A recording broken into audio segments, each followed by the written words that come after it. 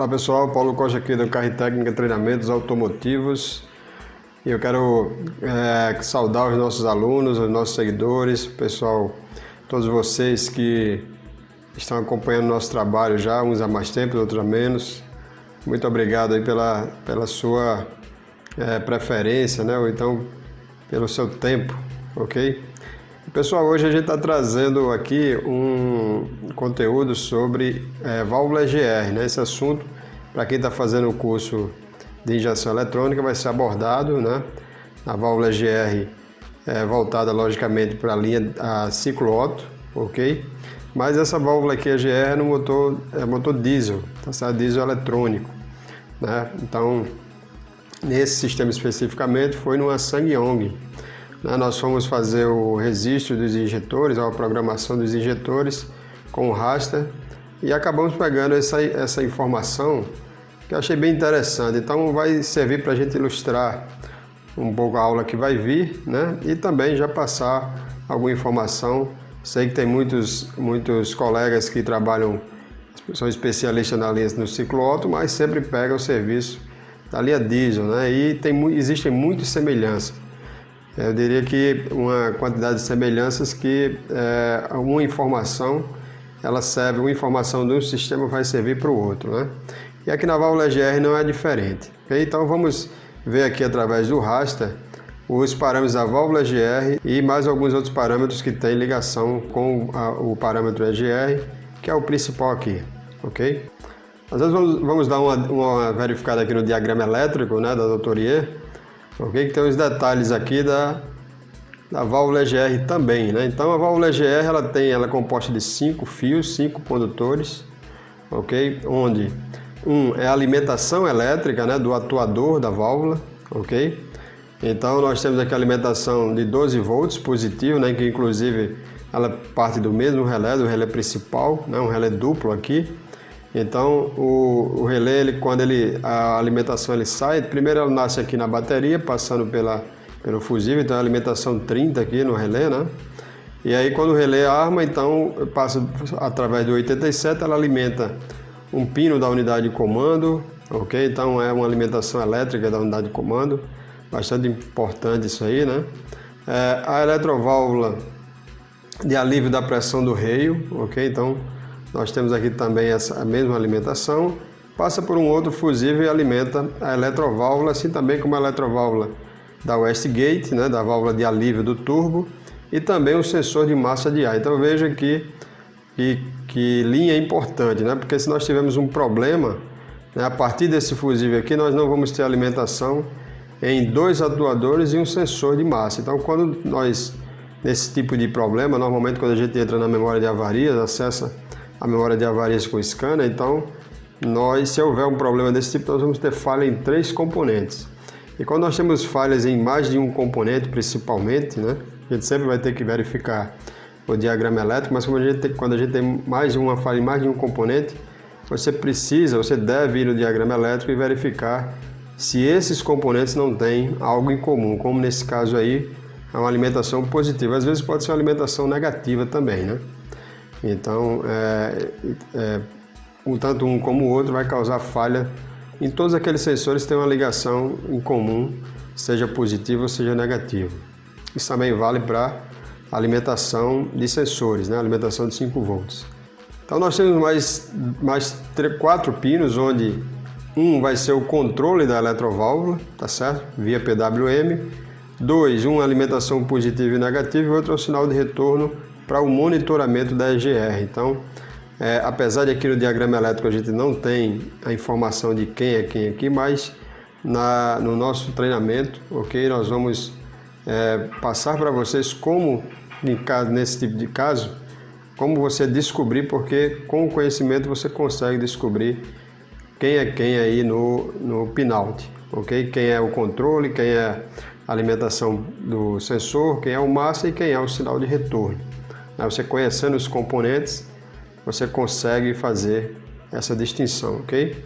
Então, indo aqui para o scanner, então aqui nós temos diversos parâmetros, né? O parâmetro de tensão de bateria, que é importante, é o primeiro ponto que a gente vai avaliar, né? A tensão de bateria aqui, ela está na tensão nominal, então o que já é um bom sinal, ok? Quando a gente funcionar essa tensão, ela precisa ir para uma tensão, né, acima da tensão nominal, no mínimo, né? Então a gente tem que ter atenção. O primeiro ponto que a gente vai verificar é ver se a tensão de alimentação se está correta, né? Mas o que nós vamos aqui para adiantar e vamos ver aqui nossos parâmetros.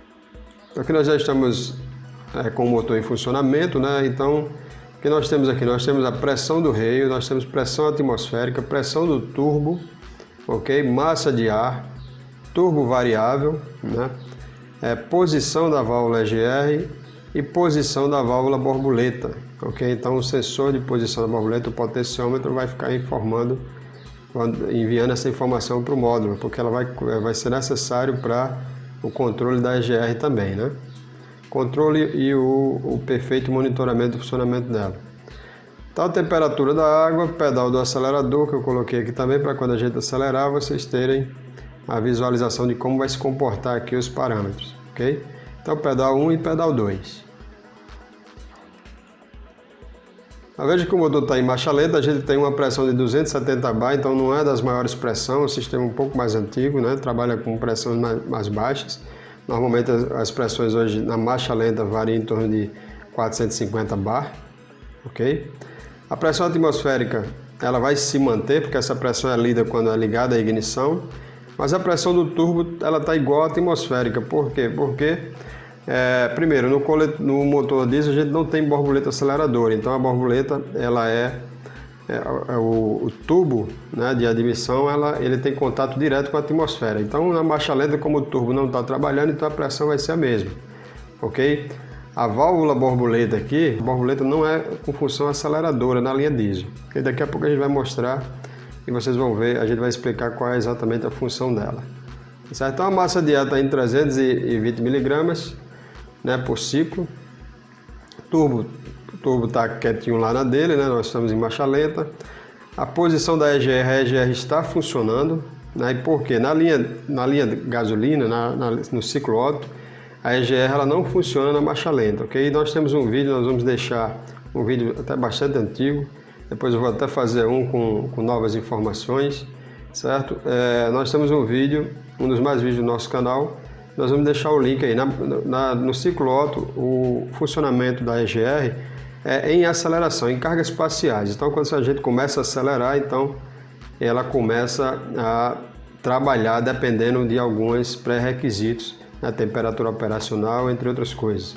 Mas já na família diesel, ela funciona já na marcha lenta, porque nós temos uma quantidade de ar muito grande entrando. A borboleta ela está aberta. Veja bem que aqui está em 93%. Então a borboleta, ela, apesar de existe a borboleta, mas a função, como eu já disse, ela não é de controlar a aceleração, né? Então a borboleta aceleradora aqui, ela vai servir ela vai fechar um pouco no momento de aceleração, ok? Então ela fecha a passagem para criar uma depressão e haver a sucção dos gases de escape, né, provenientes da EGR, ok?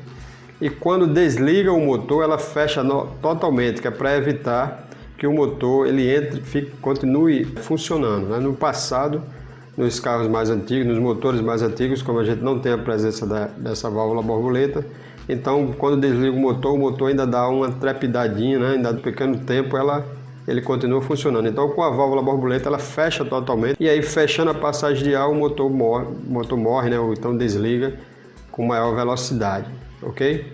Então aqui nós estamos, como nós podemos ver, a gente está aqui em marcha lenta, ok? Então veja que a EGR ela está em funcionamento, tá certo? Mas ela vou adiantar um pouco aqui, ela vai parar de funcionar. E veja a posição da borboleta, ela está com um pequeno fechamento, ok?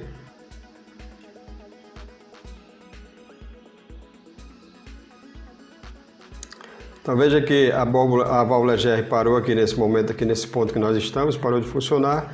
A massa de ar, a quantidade de ar admitida, ela aumentou, né, com a saída da válvula EGR. Agora vejamos em aceleração. Então veja que com 5% de aceleração nós temos o fechamento da borboleta, ok? A borboleta passa agora a ficar com 42% apenas de abertura. A válvula EGR está em funcionamento, né? Nós temos aqui uma pressão do reio de 400 bar, ou seja, pressão teve que aumentar, né, no momento que a gente solicitou a aceleração, porque é através da dosagem do combustível que o motor aumenta a aceleração, né, no caso do motor ciclo Otto, a partir da passagem de ar, né, abertura da passagem de ar através da borboleta e também a injeção de combustível. Aqui na linha diesel nós temos o ar sendo admitido e vai ser o combustível dosado mais ou menos, de acordo com a estratégia e a necessidade, que vai fazer a rotação subir. Por isso que na marcha lenta a EGR já entra em funcionamento, porque a gente tem uma pequena quantidade de ar, pequena quantidade de combustível sendo injetada e um grande volume de ar. E são nas misturas pobres onde surge o óxido de nitrogênio, que é a principal função da EGR, combater os óxidos de nitrogênio. Então, com a mistura pobre, o óxido de nitrogênio ele é mais produzido, ele é produzido num volume maior. Então, a válvula EGR vai ter essa função. Por isso que na linha diesel ela já funciona já em marcha lenta, né? Ao contrário do ciclo Otto, que nós temos uma relação entre o óleo e o combustível, né, estequiométrica, né? Aqui nós trabalhamos com a mistura mais pobre, né? Então veja um outro parâmetro também que além da válvula EGR, né, da admissão da válvula EGR que diminuiu, ok? Né, a posição da borboleta aqui também já modificou para adequar, né, segundo a estratégia. Nós temos um aumento da pressão, uma aceleração maior, aqui eu já estou com 83%, né, também foi uma aceleração rápida, mas veja que a pressão do turbo ela aumentou, então a pressão atmosférica ela é em torno de 1000 milibar, né, ou 1 bar, mas aqui o turbo está em atividade. Então veja a sincronização de funcionamento, né, de acordo com a estratégia, dois parâmetros. Então eu tenho um aumento da pressão, eu preciso ter o turbo trabalhando também para adequar essa mistura a combustível, né?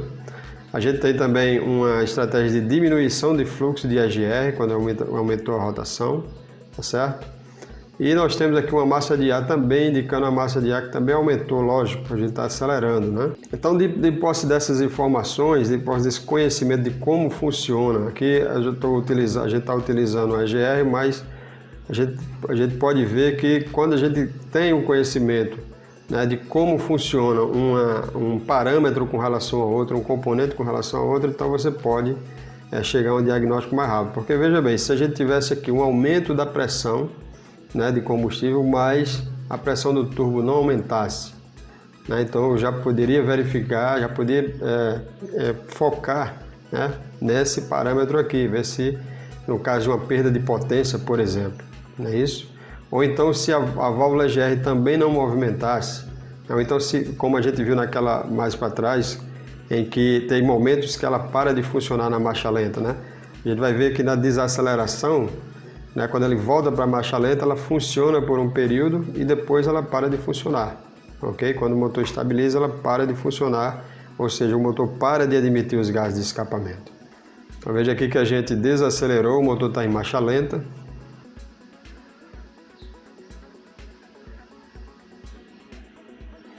Pronto, a válvula parou de funcionar, ok? Então, se num caso hipotético de problema, né, nós temos uma válvula EGR que ela deveria deixar de funcionar, mas a posição, o sensor de posição da EGR indica que ela está aberta constantemente, né? Então isso também vai influenciar totalmente no funcionamento do motor. Isso tanto em marcha lenta como também em cargas parciais, porque como nós vimos até aqui, né, nós não passamos um vídeo completo, mas nós vimos que a válvula EGR ela tem posicionamentos diferentes de acordo com a carga, né?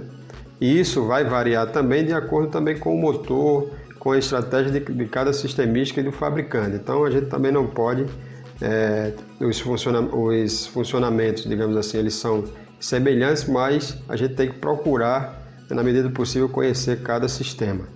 A gente está falando aqui da linha diesel, mas essa aplicação também serve para o ciclo Otto também.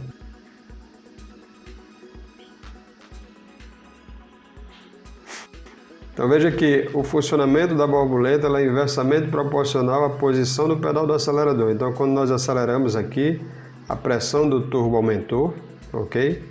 A EGR ela passou a funcionar aqui num patamar bem mais alto, mas depois da desaceleração, quando tirou o pé do acelerador, ela volta novamente a fechar.